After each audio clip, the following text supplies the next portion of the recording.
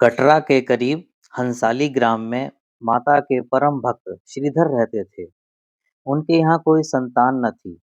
वे इस कारण बहुत दुखी रहते थे। एक दिन उन्होंने नवरात्रि पूजन के लिए कुंवारी कन्याओं को बुलाया। माँ वैष्णो कन्या के वेश में उन्हीं के बीच में आ बैठी।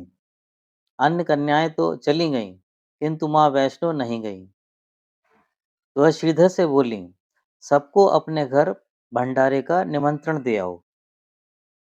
श्रीधर ने उस दिव्य कन्या की बात मान ली और आसपास के गांव में भंडारे का संदेश पहुंचा दिया।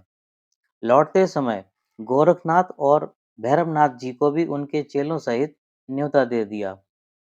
सभी अतिथि हैरान थे कि आखिर कौन सी कन्या है जो इतने सारे लोगों को भोजन करवाना चाहती है।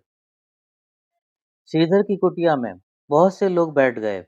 दिव्य कन्या ने एक विचित्र पात्र से भोजन परोसना आरंभ किया। जब कन्या भैरवनाथ के पास पहुंची तो वह बोले, मुझे तो मांस और मदिरा चाहिए। कन्या ने दृढ़ स्वर में उत्तर दिया, ब्राह्मण के भंडारे में यह सब नहीं मिलता।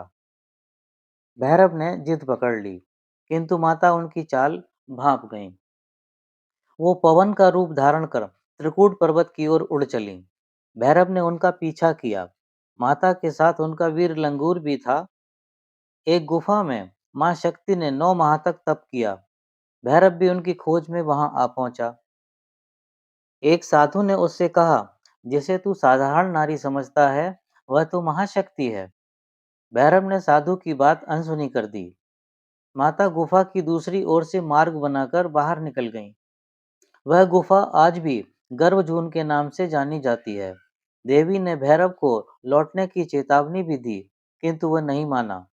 माँ गुफा के भीतर चली गईं। द्वार पर वीर लंगूर था।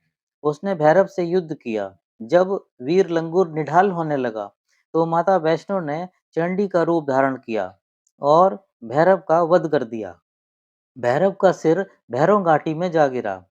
तब माँ ने उसको वरदान दिया कि जो भी मेरे दर्शनों के पश्चात भैरव के दर्शन करेगा उसकी सभी मनोकामनाएं पूरी होंगी। आज भी प्रतिवर्ष लाखों श्रद्धालु माता वैष्णो के दर्शन करने आते हैं। गुफा में माता पिंडी रूप में विराजमान है।